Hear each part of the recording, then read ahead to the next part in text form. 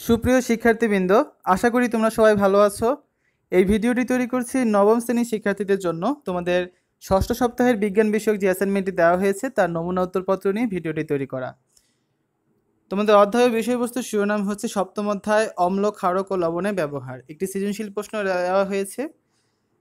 উদ্দীপকটি দেখো, HCl plus MgOH2, আরেকটি বিক্রিয়া হচ্ছে HCl প্লাস AlOH3। ক নম্বর প্রশ্ন হচ্ছে অ্যাসিডের সংজ্ঞা দাও। খ নম্বর হচ্ছে ভিনেগারকে দুর্বল অ্যাসিড বলা হয় কেন, ব্যাখ্যা করো। গ হচ্ছে উদ্দীপকের 2 নং বিক্রিয়া দুটি সম্পন্ন করে ধরন ব্যাখ্যা করো। ঘ হচ্ছে পাকস্থলীতে অ্যাসিডিটির সমস্যা হলে এ থেকে উত্তরণের ক্ষেত্রে উল্লিখিত বিক্রিয়া দুটির ভূমিকা ব্যাখ্যা করো। যে সকল যৌগে এক বা একাধিক প্রতিস্থাপনীয় হাইড্রোজেন পরমাণু থাকে এবং যারা জলীয় দ্রবণে হাইড্রোজেন আয়ন H প্লাসটা উপরে হবে উৎপন্ন করে সে সকল যৌগকে অ্যাসিড বলে, যেমন হাইড্রোক্লোরিক অ্যাসিড বা HCl।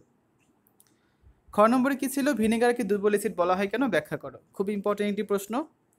ভিনেগারকে দুর্বল অ্যাসিড বলা হয়, আমরা জানি অ্যাসিড সমূহ পানিতে হাইড্রোজেন আয়ন H তৈরি করে, তবে জৈব অ্যাসিড সমূহ পানিতে পুরোপুরি বিভাজিত হয় না। ভিনেগার হচ্ছে একটি জৈব অ্যাসিড।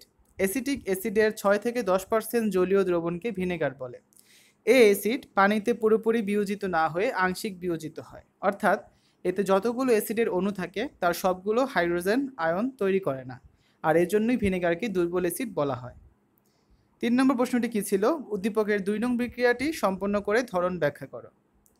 উদ্দীপকের 2 নং বিক্রিয়াটি হচ্ছে HCl প্লাস AlOH3 সমান, প্রদত্ত বিক্রিয়াটি সমতাকরণ করে আমরা পাই 3HCl প্লাস AlOH3, 3টা হবে নিচে, AlCl3, 3 হবে নিচে, 3H2, 2 হবে নিচে। ঠিক আছে, সমতাকরণ বিক্রিয়া থেকে আমরা বলতে পারি যে এখানে বিক্রিয়ক হচ্ছে হাইড্রোক্লোরিক অ্যাসিড এবং অ্যালুমিনিয়াম হাইড্রোক্সাইড।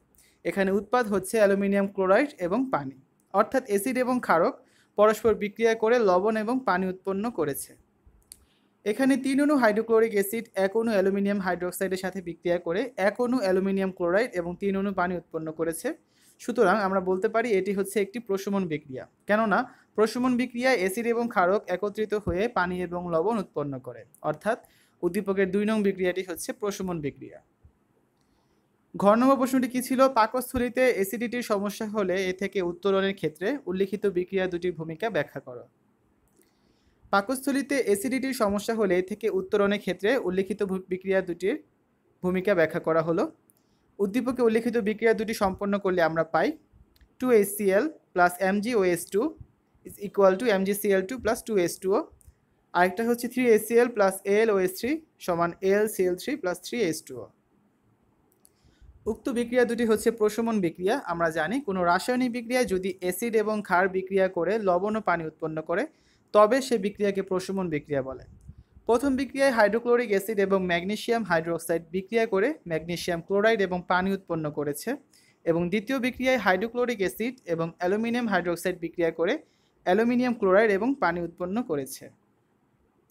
পাকস্থলীতে অ্যাসিডিটির সমস্যা হলে এ থেকে উত্তরণের জন্য উদ্দীপকের বিক্রিয়া দুটি অর্থাৎ প্রশমন বিক্রিয়ার ভূমিকা অপরিসীম।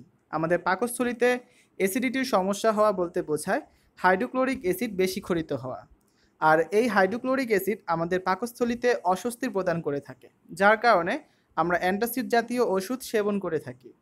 আর এই অ্যান্টাসিড জাতীয় ওষুধ এর মূল উপাদান হচ্ছে মৃদু ক্ষার, যেমন অ্যালুমিনিয়াম হাইড্রোক্সাইড, ম্যাগনেসিয়াম হাইড্রোক্সাইড ইত্যাদি।